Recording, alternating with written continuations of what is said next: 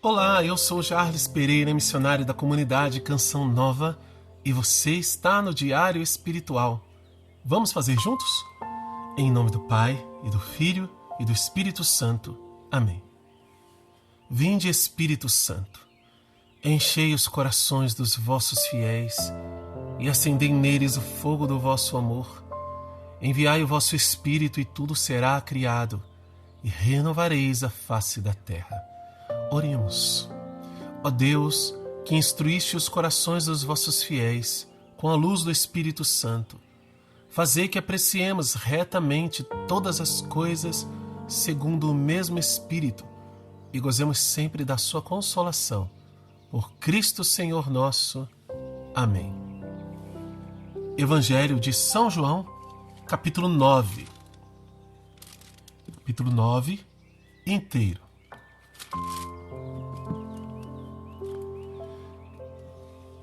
Ao passar, ele viu um homem cego de nascença.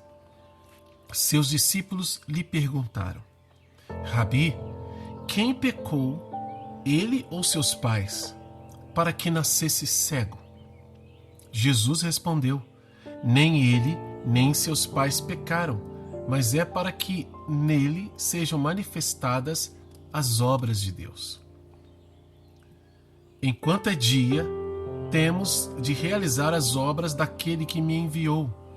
Vem a noite, quando ninguém pode trabalhar. Enquanto estou no mundo, sou a luz do mundo. Tendo dito isso, cuspiu na terra, fez lama com a saliva, aplicou-a sobre os olhos do cego e lhe disse: Vai lavar-te na piscina de Siloé, que quer dizer enviado.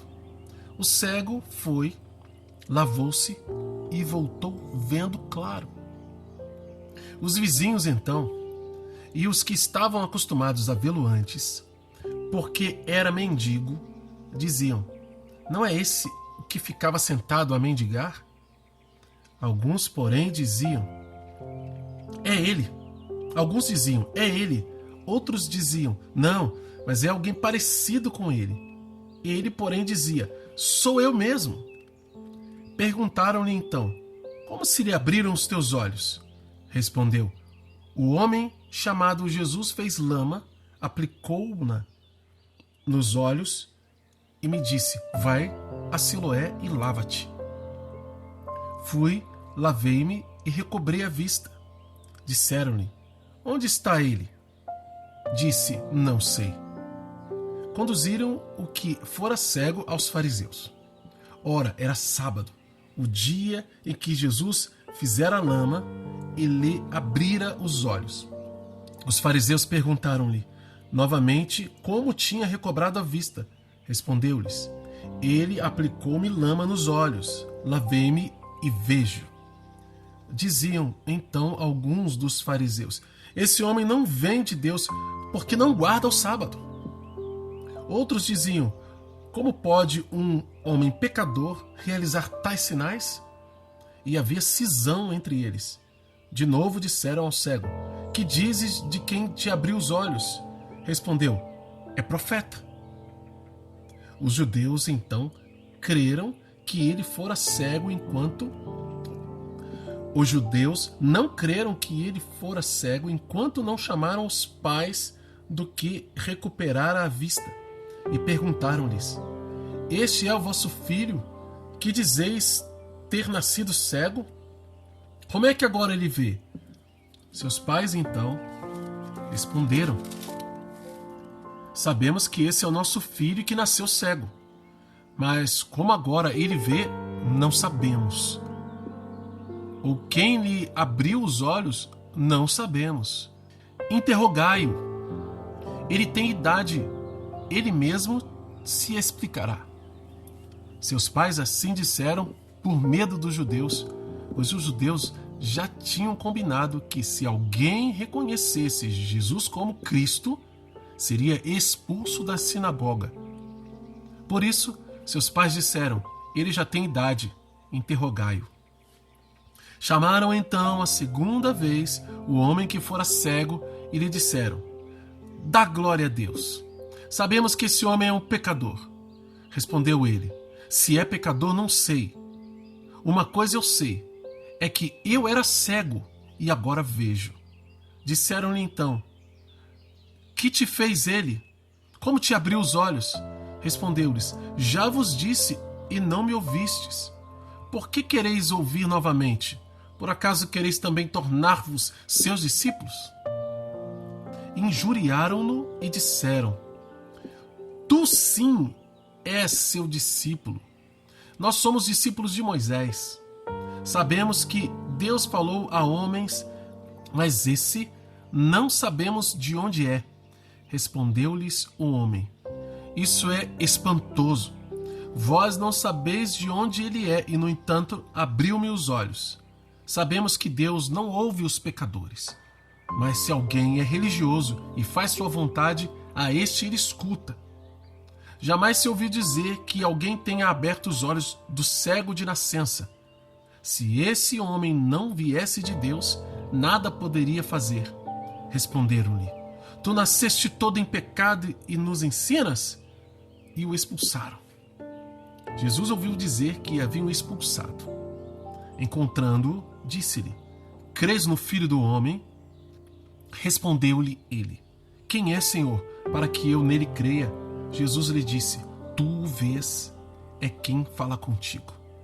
Exclamou ele: creio, Senhor, e prostrou-se diante dele. Então Jesus disse: para um discernimento é que vim a este mundo, para que os que não veem, vejam, e os que veem, tornem-se cegos. Alguns fariseus que se achavam com ele ouviram isso e lhe disseram: acaso também nós somos cegos? Respondeu-lhes Jesus: se fosseis cegos, não teríeis pecado. Mas como dizeis, nós vemos, vosso pecado permanece. Palavra da salvação. Glória a vós, Senhor. Um capítulo inteirinho hoje, dedicado à abertura dos olhos de um cego. E o velho problema do povo judeu, mais precisamente ali dos fariseus, para crer, porque se acham donos da verdade, donos da lei, donos da palavra de Deus. E Jesus vem e desmascara as suas más intenções, a sua falsa religiosidade. Jesus, a ponto, prestes a entrar na sua paixão, ele abre os olhos de um cego de nascença. O capítulo 9 inteirinho está mostrando isso. E por quê? Se a gente fizer a retrospectiva e ver o que nós vamos contemplar a partir do capítulo 10, 11 e seguintes, até o final do Evangelho, esse episódio, ele é uma tentativa de dizer claramente: olha, eu vim aqui dar a luz para vocês, fazer com que vocês enxerguem, mas aquele que tiver um coração fechado vai continuar cego, vai ficar nas trevas. Esse homem cego de nascença, Jesus vai e cura ele no dia de sábado, fazendo lama. Fazer lama era trabalho. Como é que Jesus faz lama? Com cuspe. Gente, é um negócio nojento, né? Mas a intenção de Jesus é mostrar que ele está trabalhando, que ele sim pode usar do sábado para fazer aquilo que é o bem e que era tão criticado pelos judeus, porque era uma lei vivida na cegueira. Olha, e Jesus vai e cura o cego de nascença para mostrar o poder de Deus. E até é dito, nunca se ouviu dizer que alguém tenha curado um cego de nascença. E Jesus vem e curou.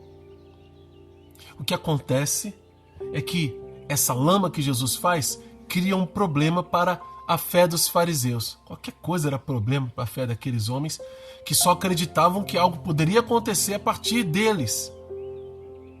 Jesus não fazia parte daquele grupo sob controle.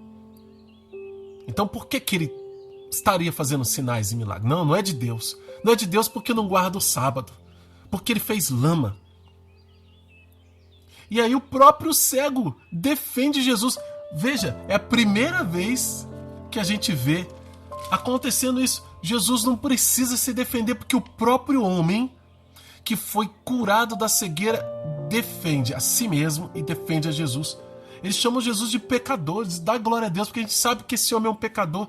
E o cego diz, se ele é pecador, não sei, eu sei que eu era cego e agora eu enxergo. Mas no fundo, a fé já tinha sido acesa no coração daquele homem, porque eles continuaram ali falando, querendo saber como é que ele fez, como é que ele te abriu os olhos. Ele disse, eu já falei, só que vocês não querem acreditar. Começaram a injuriá-lo. Mas ele fala, olha, se esse homem não fosse de Deus, ele não poderia fazer esse milagre. Engraçado vocês não saberem explicar isso. Ironia. Porque a explicação era justamente o quê? Só pode fazer alguma coisa quem estiver sob nossa tutela. Gente, e a gente corre o risco de ficar assim. De achar que as boas coisas, de achar que só quem canta bem, só quem reza bem, só quem prega bem, só quem faz um bom arroz, só quem limpa bem, só quem serve bem no altar, sou eu. Ou é aquele que está no meu grupo. Indo lá para a nossa realidade paroquial, a gente pode ficar assim, ciumento dos outros. Ninguém mais pode fazer porque não é do grupo. Tem que obedecer aquelas regrinhas. É claro que a igreja tem ordem. E precisa ter. Mas uma vez que está claro, e aqui estava claro, que Jesus tinha essa autoridade, por que eu não reconheço que Deus deu autoridade? Jesus diz que essa autoridade que ele tem vem de Deus. Ora, a autoridade que os irmãos têm, carregam, vem de Deus. Eu não posso lutar contra isso. Ela se manifesta nos dons, nas graças, nos milagres, nos prodígios, nas funções que são realizadas pelas pessoas.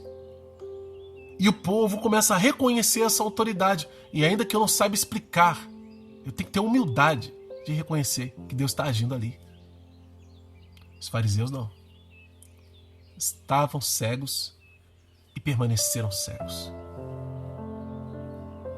Mas aquele que acredita e crê em Jesus, que tem os olhos abertos para Deus, tem a oportunidade de vê-lo e de professar a sua fé. Porque foi isso que Jesus perguntou para aquele homem. Crês no Filho do Homem? E ele pergunta, quem é para que eu creia nele? E Jesus se declara, como fez com aquela mulher samaritana. Ele diz para aquele homem, tu o vês? É quem fala contigo, sou eu. Eu tô aqui, rapaz. Eu curei a sua cegueira para você me ver. E ele exclamou, eu creio. E prostrou-se diante dele. Gente, olha que coisa linda essa profissão de fé. Que testemunho maravilhoso daquele homem cego de nascença. Ele passou por um apuro. Foi expulso da sinagoga. Até os pais dele se eximiram de falar a respeito. Olha, é de maior, ele que se explica aí. Ele é nosso filho, sim. Ele nasceu cego, sim. Mas como ele ficou curado, eu não faço ideia, gente. O fato dele ter ficado curado dentro de uma realidade de igreja deles, né? Falar assim.